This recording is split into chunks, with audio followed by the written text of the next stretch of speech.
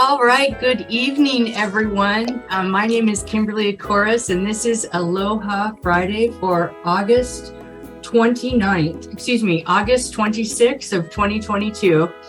And welcome. Hello, and how are you? Thank you, those in attendance. And thank you to those that will watch the recordings. We have an exciting program tonight with Discord demystified and metaphors presented as a new way of seeing. Both of our speakers, Shana Pote and Richard LeBoon, have prepared interesting offerings, and I'm very excited to get started tonight. Before we do, shall we take just a moment and kind of center ourselves? I know we had some wonderful music, and maybe we could just all turn our cameras on, if you don't mind.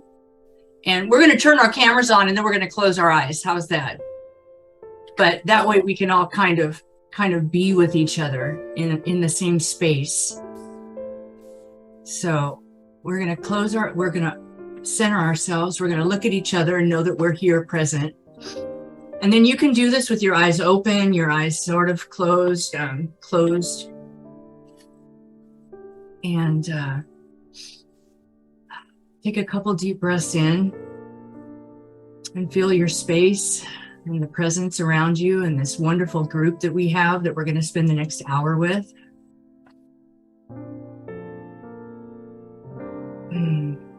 Feel the harmony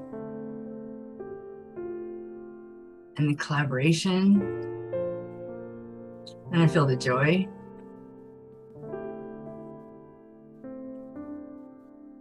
A couple of good exhales.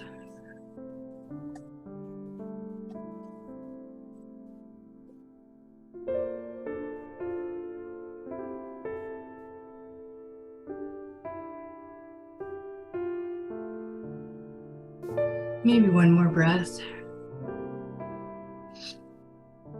Kind of quieted us down, got us centered.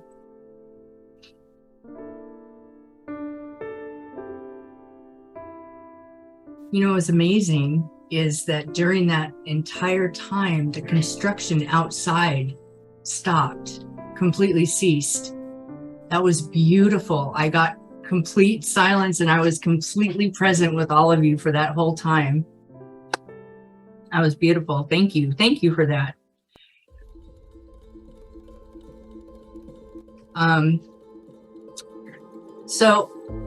I do want to mention something, and not just mention, I just wanted to discuss something with you that we haven't discussed in the past, and mainly because we were in transition, and then we took a 2-month hiatus, but we did have 3 administrators of base camp, and recently our other 2 administrators have had to step down for various reasons, mainly scheduling, etc. And that was Tracy and Corey Manalani, and they were absolutely wonderful and helpful. They started Aloha Fridays with me. We did the first one together, and then scheduling problems arose, and they decided that they would need to step back.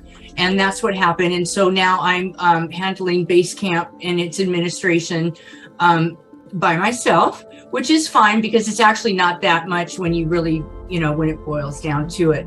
So in the spirit of that, I put out to you, the group, a request for interesting topics and persons of interest. If you know someone that you would like to hear speak on a topic, please let me know. Please suggest them. If you yourself would like to speak on a topic, please let me know. Please suggest yourself.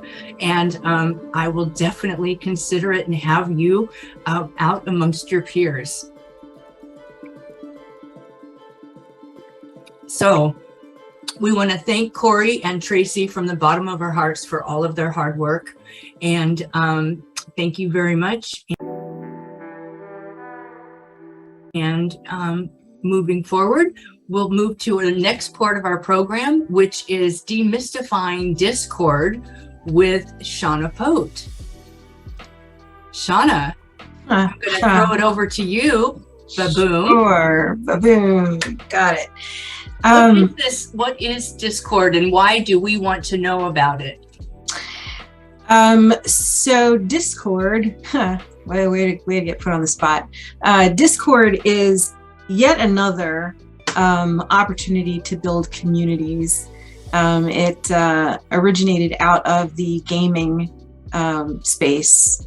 So it has a lot of robust functionality around roles and managing chats and creating a variety of rooms and functions for communities to coalesce around. In the context of fielding, and I started at fielding in 2020, and from the very moment I walked in the door, wanted to have interaction with the broader fielding community beyond just my cohort and the current students. And no such functionality was available due to limitations within the Moodle structure, and it can be an expensive proposition for a university to maintain an ever broadening community. From what I understand in speaking with other alumni, this has been an ongoing tension at fielding since going back to at least 2013, which I think is the earliest that I've heard from someone that they've suffered from this same challenge of not being able to tap into the broader community. So I have a technology background and decided to put together a Discord server, and I don't own it. It is a community-driven project where members of the community make suggestions. The only thing that I'm doing is administering to it and making sure that this space exists for us to congregate and have conversations that cross cohort boundaries. So it's available for alumni as well as current students, faculty, and staff. I'm inviting everyone who is affiliated with fielding, including friends of fielding, because I know that the coaching community of practice has a fair number of people that may not have attended fielding, but they're friends of. So it's open to that part of the community as well. So I'm inviting folks in. What I wanted to do is, for this group, Kim, if it's okay, is to give a brief demonstration of what Discord looks like.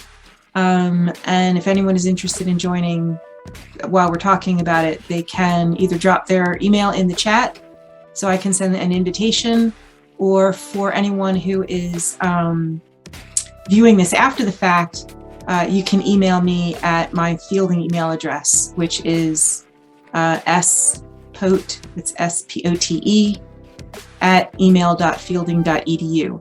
I do know a few of us are already in the Discord server. Astrid, I know you've been there and are a frequent participant. Kim, you're there as well. I'm there obviously all the time. It's actually the easiest way to get a hold of me. So with that, let me share my screen. And I'll show you what this looks like. Let me take this off. Okay. So what we're looking at here is the general channel. If you're on Slack, this probably looks very similar. It functions the same way. So here's the server that I'm in. You can see I have a whole lot of servers. It's a fairly large and booming place on Discord. Each one of these servers is a community in of itself. For instance, this is the University of Michigan community, which is it's very robust. They've got 4,000 students, I think, on here from all the different schools. And while it did come out of the gaming community, it is starting to take root in universities for precisely the challenge that I'm striving to solve, which is how do we collect and congregate around our common interest of our university.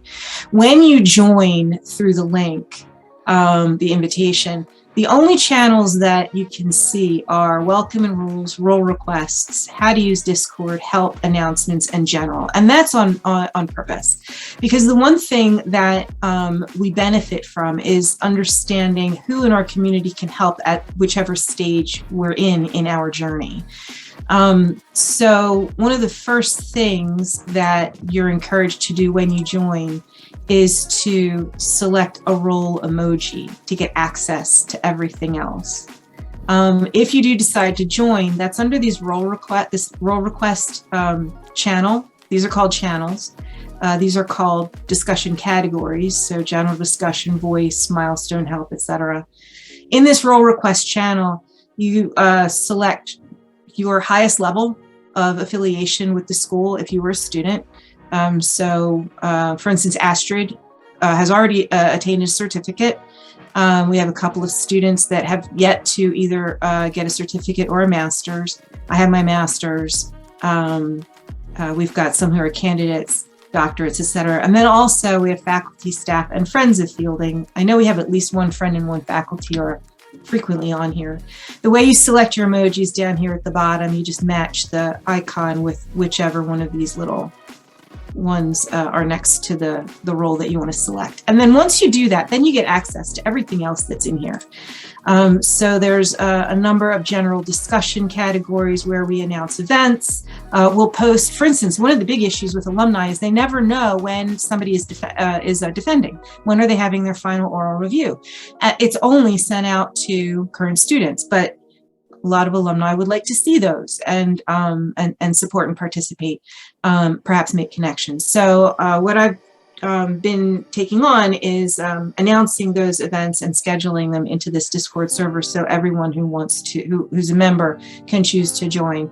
Conferences get announced here. There's links to our alumni association. There's opportunities for co-working either in the voice channels themselves or in a separate space that we maintain on a platform called OYE. We talk about scholarly tools and help. This is a pretty vibrant group here about what tools are used for different solutions. We also have milestone help for current students, at whatever stage they're at. It'll link out to fielding pages, as well as offer in-channel discussion opportunities, different competencies. This is a growing space, and so a lot of these channels are recommendations or requests from current members. We've got all of our different clusters, different research topics, and then some channel affiliation and program haven't really taken off. They're there in case we want to announce something only to students or only to alumni, etc., as well as programs. I think you can see here under server stats, we're actually up to 50 some odd members. 54. Oh, okay. So we've gotten a few more since I last checked. Like I said, I only maintain the space. It's here for the fielding community to have a place to interact with one another, irrespective of where they are in their program, if they've already graduated, if they are faculty, past faculty, staff, etc. So I invite you to join, and yeah, there you go. That's Discord. Questions? Yeah, my son uses Discord for his gaming. Wow, now I know what it looks like. I'm like, what is this? Yeah, I guess they communicate with each other, huh? Yeah, and you not only can you communicate in these channels, but you can also communicate. You can conversations in the same platform, which makes it convenient. You don't have to pop out into yet another program to have a sidebar if you need some one-on-one help or what have you. Samantha, yeah. Hi, I am wondering about the privacy or where the data is stored. So so it's stored in the Discord platform, which is this has already been discussed with fielding. So this is not under the radar with fielding. I've already spoken with the president of the university, and she's supportive of this. Working with Hillary Lynn and Scott Norton, that's our alumni association director and our registrar, to reassure them that no data other than what individuals post themselves in here is exposed. So there is no opportunity to pull data off of, let me show you an example. Okay. You cannot pull data off of the Fielding website because of their architecture. So if you click on any one of these Fielding linked pages, it's going to pop over here. I totally appreciate this. Let me give a little more context about why I was asking.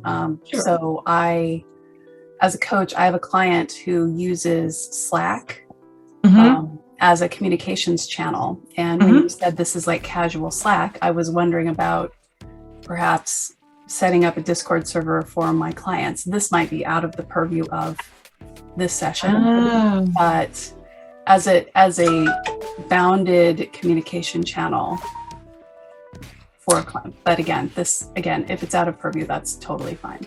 So, Samantha, that's an interesting question. I would be delighted to discuss it with you from a technical perspective. Sure. It is, so I'm also a coach, and I have considered establishing my own Discord server for client discussions, because it allows for ongoing conversation in between sessions. But now's not the time. I don't have the time to discuss it because Rich also has time during this session. But if you want to drop me an email or drop a line and give me your email, and I will contact you and we can talk about that offline. Does that sound good? Got it. Thank you so much. Yep, you're welcome. I think that's it. Fabulous, Shana. Thank you. That was so interesting. I love Discord. I'm a gamer, so I've been using Discord for a while. Yes.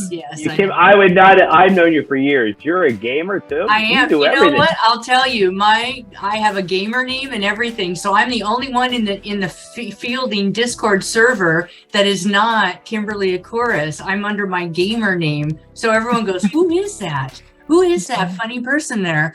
You know. You could go Nitro and have different profiles. I could go Nitro and have different profiles, but I am a poor student and can't pay to do that right now. But anyway, without further ado, First of all, Shana, thank you so much. I really appreciate you coming by and explaining that. That was very, very interesting. We'll have to have you come back again. Thank you. Now, without further ado, I would like to introduce Richard LeBoon, Dr. Richard LeBoon, PhD. Thank you so much for coming in. Please, you have sharing capabilities. Oh, I do now? Good. You do? Yes. So I can either do it for you or you should be able to do it. I got it. All right. So we'll make it short and sweet. Can you see the screen? Let me put the thing on. Oh, let's see. Where is it? There we go. Make sure it clicks. Always have a drag time, right? Can you see that? Yes. All right. So I have actually, you'll see down here as I talk, you could read it in case you need to see it. So go ahead. You want to, I think we did the introductions, right? If you want me to start. I guess, can you hear me okay? Yes, we can hear you and you can go ahead and start. Okay, thank you. So let me frame it. It's been probably a 7-year journey in the world of metaphors.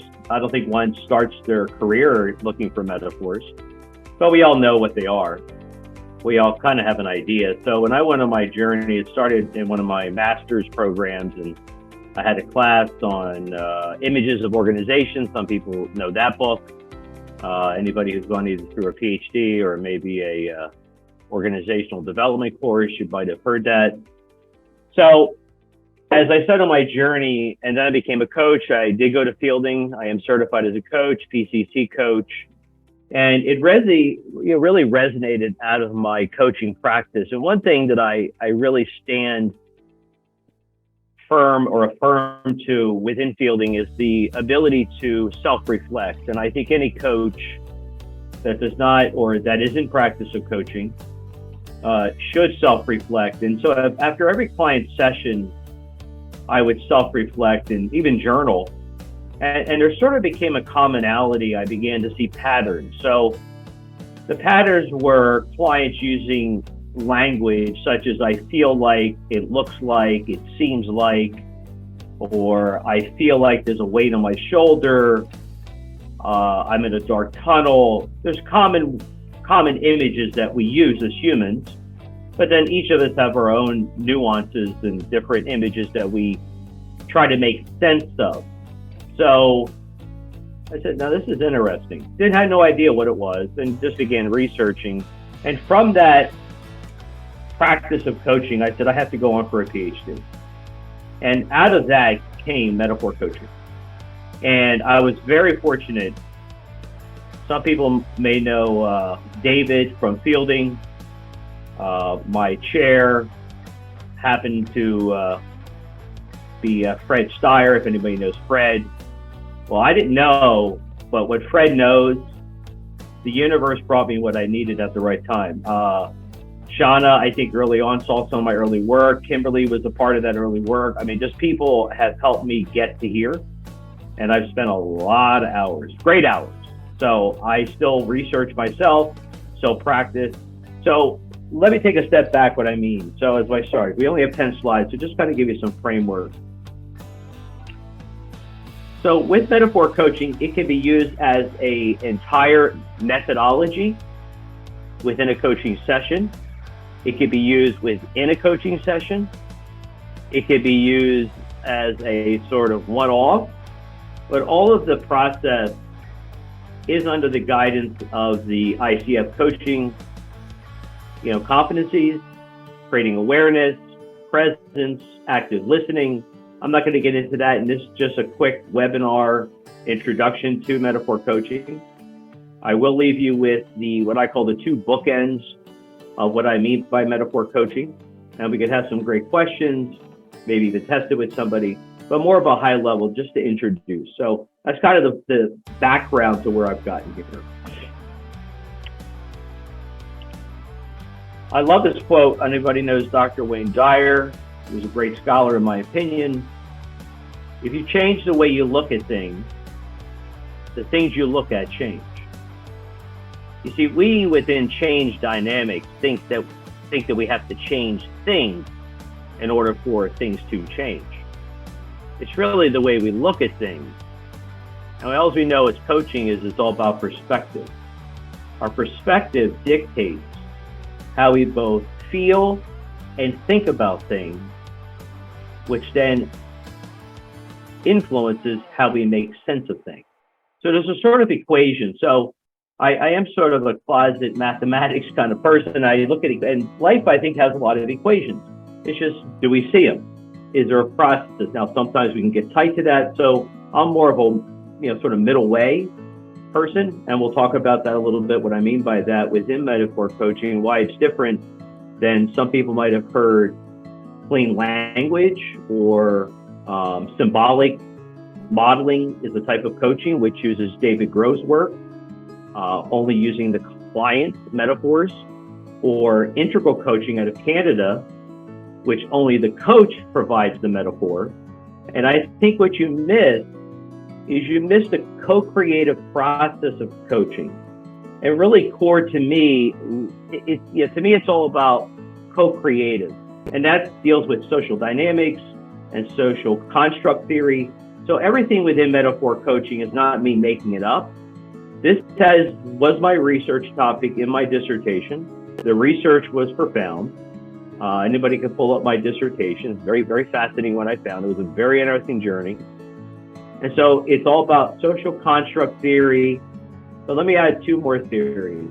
Because of Fred Steyer, I was introduced to Bateson. Anybody knows Bateson? He's really considered the father of the word framing and reframing.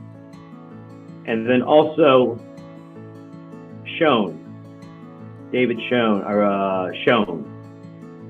Shone was the one who created the concept of generative metaphor, but each of those individuals actually took it from others. So this is kind of built onto each other. No one individual owns kind of the concept. They each took it. We all take from each other. That's really what a researcher does, is we can see things and synthesize and put together different disparate pieces. So what I created metaphor coaching is really a synthesis of multiple theories, but also it's based on my evidence in my research and also out of my practice of coaching. So I just do a high quick, what is metaphor coaching? So metaphor coaching draws on evidence-based research and theories using a generative methodology to shift a coaching client's implicit metaphor, we'll go over what that means later, into a generative metaphor when encountering a situation, a problem, whatever it may be, for a new way of seeing reality and change in their state of being. So this is interesting. Based on the research I found, and this has been proven now from both the neuroscience domain of research, as much as philosophers or linguistics, whatever you want to say, we on average use metaphors every 6 times per minute. Now, people can take a step back, even in this audience here. I mean, how can that be? Well, even already, the words that we use, the etymological foundation of the words that we use, human beings across the world, not just the United States, not just Eastern, Western culture, every culture from the beginning of civilization has used images, metaphors, analogies, whatever term you want to use, they're all the same. They're all images. Why? Because they're all based on their underlying construct of imagination. So we as human beings have to use imagination to try to make sense of something, such as, I feel like I'm in a dark tunnel. We're not in a dark tunnel, but we feel like we are. So that image gives us something. It's how we perceive, how we see, how we sense it. So it's that whole holistic embodiment that we as a human being feel, and we use terms to try to make sense of that. So therefore, our vocabulary of metaphors is our sense-making process, which influences our thinking, feelings, and actions. So how we feel and think about something, i.e., then influences how we act about something. So if we have a client, anybody here does coaching or whatever, if you're a psychotherapist, whatever it may be, we ourselves will act because we're being influenced unconsciously by the implicit metaphors that we're using to try to make sense of the situation, the challenge, whatever it may be that we're in at the moment. Let me talk about frames.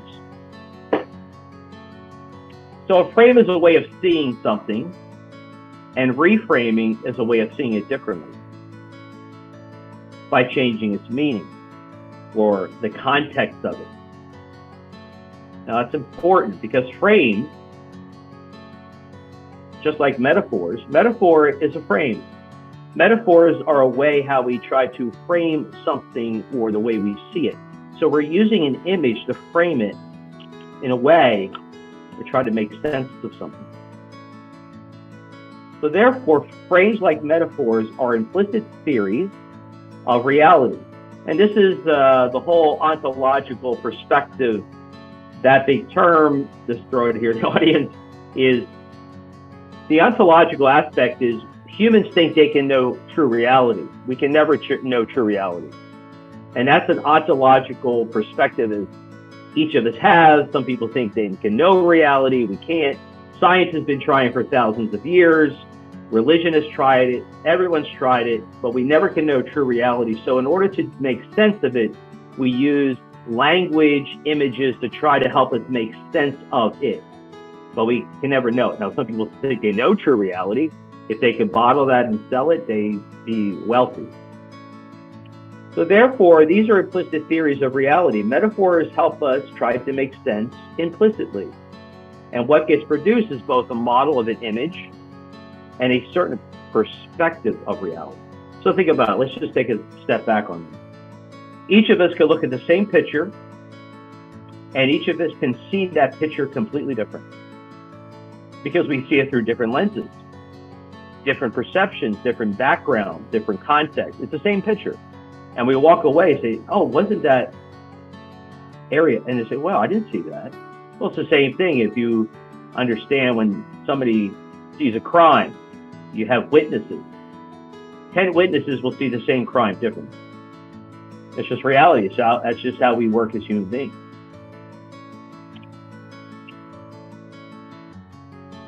So therefore, the ethos of metaphors is their inherent generativity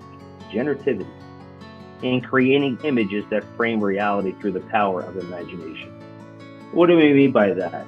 Well, metaphors themselves are generative. This is a sort of shift here. So we use implicit metaphors. What do I mean by implicit? Implicit metaphor is based on the stock of knowledge that we gather through our daily lives, through a not generation, we're not, 100 years old, but decades of information we're encountering, we're sensing both consciously and unconsciously, all the data. Even in this conversation, we picked up on information from each other already, both at the conscious level, but both at the unconscious level. So therefore, that goes into the brain neurologically, and that helps create a stock of knowledge. It's a term called the stock of knowledge. Well, that stock of knowledge is what we draw on when we encounter a novel situation, a new situation, something we haven't seen before. But here's what we do. Think about it. Our mind goes into our stock of knowledge, and we say, I think it's like that. It's like something. I've seen it before. Well, we don't know, because we're trying to make it close to it, similar, but we can't put a thumb. It's not like it exactly, because you cannot step in the same river twice. So therefore, we draw upon an implicit metaphor. But here's the thing. By drawing upon the implicit metaphor, we can become what's called frame-bound, taken from Daniel Kahneman's work, instead of reality-bound, meaning we get stuck. And how many times have we had clients or ourselves, we've been in situations that I don't know what to do because we're fixating on the same image. We're drawing upon an image. It's like this. I feel like I'm in a dark tunnel. So what metaphor coaching does, using a generative methodology, is reframes the implicit metaphor into a generative metaphor, a new metaphor, a different way of seeing things, a new image, whatever phrase you want to use. I'm using more of the technical terms. It helps us in the basics of it, just reframe it. And to me, coaching is all about reframing. I'm helping a client see something different, to then feel differently about it, to then have a different action that they did not have before. Now, I've done all the research and it's just been a journey on this, but I can tell you, how do I then help a client? Do I tell them to have a goal, drive forward? You've got to suck it up. You got to make it happen. So what metaphor coaching does, it really goes upstream instead of downstream. Because in my opinion, this is based on my research, our life is full of one big story, but the story is based upon thousands of metaphors. We use thousands of images that build up to the bigger story, but then we have an overarching story. What is our bigger image? Well, that image could also be blocking you. So in essence, we're always using these images. So the power of images is really the power of imagination. And without imagination, we would not have hope. So if you see how it all kind of goes into play, so in essence, we're really shaping and shifting the underlying psychological, neurological aspect without having to do psychotherapy. It's not psychotherapy. We're not doing psychotherapy. We're not a psychiatrist. As a coach, this is what it is. I'm a coach. I help people get from one place to the next. And the power of images can change that. Let me add another context. Or furthermore, the power of imagination plays a central role in the sense-making process as human beings, as the process of sense-making itself draws on metaphors and imagination when encountering a situation, which can never be separated. See, this is the real aspect. We can never separate ourselves from metaphors. can never separate ourselves from imagination. That is who we are. That's the aspect of human beings. That's the language. It comes out of the language we use. The language is only the way we frame a certain image, but the images are all in us. Nobody can be exempt from those. Let me add just one context to this. And I've had this, and somebody may ask this in our audience here. Well, what if a client says, I just don't think creatively? Well, see, that's the power of metaphor coaching. It's co-creative. And we'll go into what I mean by that. I get that probably 3 out of 10 times. And I'll give an example of how that happened. And then through my research, how that changed somebody that was profound. So let's talk about reframing real quick again. So reframing is key to metaphor coaching. So what does it really do? By helping the client change their perspective about their situation into a new reality. Why a new reality? We see, if an implicit metaphor is already creating our current reality, the way we see something, a generative metaphor, a new metaphor, gives us a new sense of reality. And a new sense of reality has many impacts on somebody. We think differently, we'll feel differently, we have a new awareness, a new perception, new action that we can take of the situation that we're encountering. So in essence, reframing detextualizes the existing cognitive and emotive association of a situation or a challenge by expanding our sense-making process.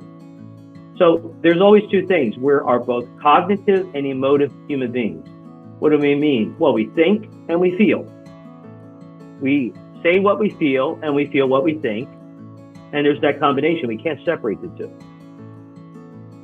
So in essence, when a client draws on their implicit metaphors for sense making, what I said earlier is because we have to. We're drawing upon a stock of knowledge.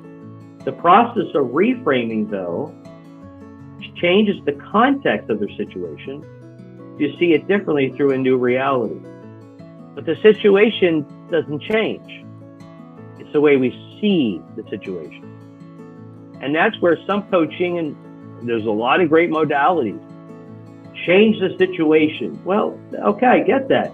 But what if the situation can't change? What are we going to do about it? And that's where we get this goal-driven coaching. We get this, maybe you have an issue coach, whatever you want to call it. It's wonderful. There are a lot of great. Here, we're actually going deep within. And if we could see it differently, then we could take a step back and feel differently about the situation. Then we can maybe see it through a different lens and then take a new action. Because why? We've taken a step back. We're seeing a new reality, something we didn't see before. And therefore, our perspective can then say, oh, what about that? Then other processes of coaching come in by saying, have you thought about that? What about this or that? It opens up a different realm, a different domain. It's a new reality. But we can never know true reality. So is it really reality? It's a play on words. It's a new reality, but it's never a true reality. Let's talk about a generative metaphor, just to kind of bring it back. So what really is a generative metaphor? Now, based on shown, I'm not going to get into technical theories here, but just in aspect of a high level, a generative metaphor allows for new frame restructuring. Why frame restructuring? Because if the implicit metaphor is framing how we see things now and feel about something, we need to restructure the frame, i.e. reframe it, and to see it and to see new possibilities for sense making. Therefore, a generative metaphor restructures a known image, i.e. implicit metaphor, into a new unknown image, i.e. a generative metaphor, to see a situation or challenge differently through an imaginative lens for sense making. In this regard, a generative metaphor reframes the perception of a situation by seeing it in a new frame of reality. Now, I want to bring up one term here, this word perception. There's There's argument, is it perspective or perception comes first? Well, it's like, what comes first, the chicken or the egg? They're both hand in hand. Sometimes the way we perceive things influences our perspective. If we change our perspective, it then influences our perception. Our perception can influence our perspective. So to me, it's not an either or, it's an and or both. It just depends. So if we can help change the perspective of how we see something for our client or ourselves, we could help them change their perception. And perception is what? That's all of our senses. How we feel about it, how we sense it, our gut, our intuition, our emotion, whatever terms you want to use, that's our embodiment. So in essence, we're changing our total being, our essence of who we are as a person. I want to stop there for a second. Maybe we could ask some questions here before we go into, or I can go to the next. Let me ask the audience, what do you want to do? I want to give you the two main questions that are what I call the two bookends, two metaphor coaching that we can kind of unpack. I'll pause here. Anyone? Kimberly, I got him speechless. What'd you do to him, Richard? I fell asleep myself, and I'm still here after. No, it's deep material. It's good material. Well, this is I love. Yeah, and after this, if you want to see the deeper, I'll send you the overview, and that's after taking. It's pretty deep. But this is how deep this really is. So if I could just add to this. So before we go into this, all right. So no questions yet. So in essence, I have created the third way to coaching with metaphors. And what we're seeing again, and I probably get once a week, probably sometimes 2 a week, of a lot of coaches. I found your work and boom, and I know about clean language. And we were taught we should only use the client's metaphors. Well, that's great. That's wonderful. Nothing wrong with that. I agree with that. Are we not using it here? We're tapping into the implicit metaphor. But it's just this. That's part of the problem. David Grove's work and his research is profound research. He was a psychotherapist, psychologist, using for post-traumatic stress clients coming from Vietnam. And so his idea was, don't infringe you as a therapist, your insight into that. You don't want to sway, just work. Well, see, we're not therapists, we're coaches. Coaching is a co-creative process. We have to help our clients. If they're stuck, let me give you an example why I brought this up. And also, and just that's that integral coaching, only the coach gives the metaphor. Well, how do we know what the client is even implicitly thinking? So you have the David Grove side, and then you have the integral side. Well, where's the middle way? Where's the middle? How do we help our clients? How do we really know from that? I'll give an example, then we'll go into the two questions. Had a client, she was a CPA, just to give enough context, and she said, we were going through the process, I was working through this, and I said, so I'm just curious, if you could paint a picture of your situation right now, what does it look like to you? Here's our first question. What image does your situation look like to you now? Okay. What am I doing here? I'm trying to find a context. What is the implicit metaphor that she's seeing her situation now? And she said, well, I just can't think creatively. I'm too logical. I thought, oh, that's great. Now, co-creative coaching, part of metaphor coaching is what? Me as a coach being provocative, being a provocateur in a way that is a catalyst. And I said, oh, well, I'm curious. Does it feel like you're on a roller coaster? Just throwing it out there. Now, did I in any way infringe upon her mindset, or just throwing it out there? Being curious, throwing it out on the table. There's a pause. No, I feel like I'm on a merry-go-round. Bingo. We start the process. What do we just do? We went from I can't think of a metaphor to I got one. Oh, wait a minute. How did that happen? I don't know. Okay, so we get the merry-go-round. we then go through, I'm not going to get into this, is very high level in this particular webinar, is as we get down, I ask the next question. If you could paint a picture, if you could draw up whatever terms you want to use, there's many ways you can do this. This is very iterative. So I'm just giving you the framework. What image would this situation look like if it was already solved for you? It was already resolved. If you could solve it, what would it look like? What are we doing here?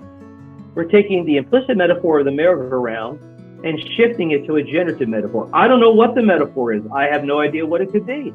It's irrelevant to me. I don't know what it could be. It could be anything. It could be to the client, whatever comes out. It could start with one, could move to another until we finalize it. Long story short, what came out of it was the image that she saw her situation was a very big challenge in her life, her personal life actually, was we went deep, and eventually you know what it turned to? Her as a 12-year-old girl doing a snow angel in the snow. Now, there's a whole nother section we won't talk about here. What do we do with that? But I could say at that point, there was a pause. And she actually started to cry. She said, in 15 years of psychotherapy, no one has ever gotten this deep. And it unpacked something that never would have been talked about, that opened up to help her to begin to deal with the situation which she was in. So let's take a step back. Metaphor coaching is more than just a coaching methodology to me. It is a way of how we think and feel about a situation, a challenge. It is going deep into the psyche, the neurological perspective of somebody, and it is very powerful because we're using the power of imagination, i.e. metaphor, i.e. images, whatever you want to call it, the same thing. There's a play on words. To me, it's just metaphor. It's what we have to use is what we're using. So that second question, in addition to the first, we're finding the implicit metaphor. What image are they using now to see their particular situation or challenge? And then how do we help them reframe it? There it is, frame, reframe. Structure, restructure. Seeing what is and seeing what could be. You see the shift here? So therefore, metaphor coaching is a process. It's not a, well, here's what it is, take it, we're going to move forward, blah, blah. It is a inviting in of the client into a psychological safe space that we can unpack something that is very, very unique without me. No, that I have to tell them we had to have goals, we had to change, we had to look at all these other things. No. I paused there. These are the two questions that I leave you with. This is probably the most profound because they're simple, but they're profound. So you could take this with you. We could test it here. You could test it with a client. These simple two questions will change the way we work with our clients from that perspective. That is it. Here we go. All right. So I stopped sharing, Kimberly. You can leave your information up there for a moment, Richard. Okay, hold on. Let me get it back up. Yep. All right. So now, Kimberly, you remember you were early on it when I first got out of the. Come a long way, my friend. It's a lot of work, a lot of good stuff. You can see it's very passionate, very passionate. You sure have. Thank you so much. I've done multiple ICF webinars. I'm from Canada to Latin America. There is a movement here because I'm getting more and more of this interesting. But you see, it's a process, and nothing against any other modality. I'm not like here. This is not a critical. I'm just saying from what I've seen in the research and what I've seen in the shift from what we saw and what was shifting in that generative metaphor, it's profound. There is a shift. There is a shift. So, any questions here?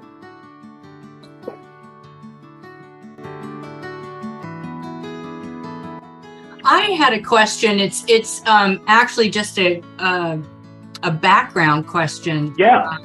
That kind of sparked my interest. Did you know from the very beginning, you had said that metaphors kind of emerged for you, but Yeah. it sounds like this happened very early on in your master's degree. Yeah. That's And right. so did you do your entire doctoral program knowing that you were working on metaphors and had your direction? 1000%. When I was, oh yeah. So what happened is I took that course, I walked out, and I had an epiphany. Literally, you ever had that? I mean, we hear these things. It was as if I was the Buddha and had an enlightenment period. I walked out, I said, oh my God. Now, being a serial entrepreneur, I said early on, and at that point, I was also just beginning my fielding coaching in Santa Barbara. And I would sit there and remember writing, okay, what's the best question? What questions? And me as a very methodical, process-driven person, I said, well, there is no right question. What is there is no right question. Now, I will add a little bit to that. Let me just add something I think also helps spark that. My wife is a psychotherapist, and she's certified in Gestalt therapy. I draw upon Gestalt therapy in my dissertation. It's there. So Gestalt therapy is about either we see the tree but miss the forest, or we see the forest but miss the tree. So there's this duality, is that we try to get a client. So it draws upon Gestalt, which is a whole. Well, metaphors themselves are whole. They're a whole of something. They're a whole image. So what we tend to do is we tend to grab upon one whole, but miss, and we get, that could be the forest, but miss the tree. So we have to do this shift. And that's what Bateson's work drew to say that, wait, we see a frame, but how do we, reframe it? So back to your statement, yes, it started way back then, but I think that was the early catalyst, but never really was. And so I had that images in my coaching. So there was sort of this synergy. I never look at one thing as one thing. There's a synergy of things. It's never one thing. It's always multiple things. It's multiple lenses. It's multiple dimensions, because we are multiple beings. We're not just one. We're layered. We have multiple things. So yes, and then my whole dissertation, every focus I had was through that lens. Everything, every paper, everything. Well, think about it. The hard part was to try and find a committee that would take it on. Right. And one of the first people who started the fielding coaching, what's his name? Drawing a blank. You know his name. Felder? No. Who took over? Terry Hildebrand. Terry Hildebrand. Oh, smack me in the head. It'll kill me. Oh, right. I'm sorry. Lovely. Terry read it. I had a little excerpt. He goes, oh my God, let's go. And I'm like, what? He's like, and then he introduced me to David, and then Fred was the ultimate. But if it wasn't for Fred having his expertise, Fred is probably just profound. I'm just humbled. It's so humbling to have Fred Steyer with his background in Bateson and Schoen's work. I had heard of Schoen, but until I understood, but I even found who Schoen kind of took off of. This is not just one person. Remember, I'm not inventing anything. I'm drawing upon everybody, but I'm synthesizing into a cohesive methodology. So go ahead. Yeah, answer that question. As you know, when you become a district, I talk a lot. I love it. Yeah, so, but I don't like to talk theory, but we'll talk theory if you want. So go ahead. So Samantha has a question. Samantha, do you want to ask the question? Sure. Hi. So yes, I love this, but I did a little bit of work with New Ventures West, who does integrative coaching, and they seem to have a catalog of metaphors. And I'm not sure if that's apt, but that's my understanding. And I was wondering if you have found in your work if there is a similar catalog of metaphors that shows up or is patterned in your clients. Well, let's unpack our New Ventures takes off of the integral, which then takes off of some other. But I can send an overview to anybody who wants it. I break that down and kind of unpack with that. Integral coaching, New Ventures, same thing. Is the coach provides the metaphor. Right. Well, how do we know what the client is even resonating? How do we know as a coach? That means we're influencing potentially. Therefore, it misses the co-creative process of coaching because I don't know what the client is actually resonating with. For me to sense that, I'd have to be pretty intuitive. It could be, but then it's counter to David Grove's work because we want to kind of start. What is the client really seeing?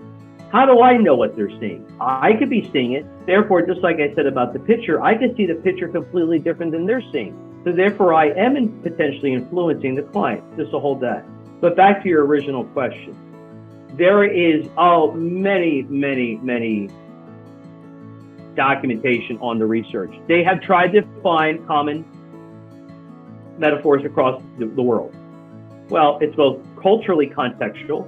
There are some cultures that have certain metaphors that are reversed than what we have in the West because it means something different to them. Mm-hmm. But there are commonalities. There could be. But then the question is that commonality doing our clients any service? Well, maybe. I don't know. It could be. I used a roller coaster. That wasn't it. But if I would have said to the client, I think you're on a roller coaster. Well, what would they do with it? I mean, maybe they could say, well, not really. But they may feel obligated to use it. But then I'm forcing my client. And that's not really co-creative coaching based on the ICF. Because we're here to help our client, to help them to get to the next step. So I agree with you. There is a common, but there really isn't a common. They've tried to create a common. Is there a common? Well, either way, every human being does use metaphors. So the question then is the common library or stock of metaphors in any way we can draw on? So I know they try, and other coaches have said to me, and I have loved these conversations. Well, I have a book of these metaphors. I draw up one. Well, I do when I want to get a client started, like the one I said. She said, I can't think creatively. What do I use? I just drew one out. I could have said, are you in a black hole? Are you in outer space? Whatever. I mean, whatever it is to get that dialogue going. But if I would have infringed upon her that I think we're on a roller coaster and that's what we're going with and we're going to go with that and I think that's what it is. I don't know. I think that does injustice to me as a coach or to the client, but I think your question is valid and it is an excellent conversation that can be done. And I went very deep on an overview that part of my dissertation because that was brought up by my committee. Well, what about David Grove's work? What about new ventures and integral coaching? Kerry was very helpful in that because he went through it himself. Mm-hmm. Terry knew integral coaching very well. And he said, well, what you're doing here is completely a little bit different because really, in essence, because I follow the ICF coaching, I have to be pure to my practice as an ICF coach. But I think it's an excellent question, Samantha. Thank you. I didn't want to bring it. Yeah, I didn't want to. Yeah. About not doing that. So thank you very much. No. It's just, like I said, I'm not here to put any. I think they're all valid. Absolutely have valid points. I get a lot of this. It's kind of life and the universe is very funny. Let me give you this. My chair, Fred, happened to be the same chair of some people here may know narrative coaching. Narrative coaching. He did his 20 years ago, and his has sort of the same. But you can see Fred is this process. So narrative coaching is taking the current story and changing it to a new story of the client. Narrative coaching. David is his name. Richard. I have to be sensitive to people's time. Oh yeah, go ahead, because I'll go on for an hour. I got that feeling. Have you sensed that? Come on. Come on, wait, you gotta, let's laugh. I mean, come on. You know what? I would love to have you back again. Oh, I'm coming back. You got to invite me back. Thank you. Get the audience, get it out there. You were a fantastic guest, and this was really interesting, and we need to learn more about it because there's a lot more that we didn't. I know more about it, and there's a lot that you weren't able to cover. So if you'll come back in a few months for us, I would really appreciate that. Yeah, we need to do a live, but I will say, leave it to anybody who wants to email me directly. I will love to share the overview of how you can differentiate between the two types of coaching with metaphors and what I call the middle way or the third way, whatever you want to call it. So I thank you for the opportunity. It's always fun. It's been a plum pleasure, as I call it. Yeah, it's great. Good. Yeah, I especially love the cultural aspect of it. Is to see someone mention multilingual, or if metaphors translate different languages and self-concepts. And some languages have different concepts of I and gender and overall too. So. 100%. There's Lisa. I remember you way back. My goodness. How you doing? Good to see you. Doing well. Thanks for your time today. And I want to thank everyone for coming and staying and participating. And that's absolutely wonderful. I really, really appreciate it. Next month, we don't have our special guest lined up yet, but we shall shortly. I have a couple people that I'm in negotiations with right now. So it should be shortly that we should have the announcement coming out.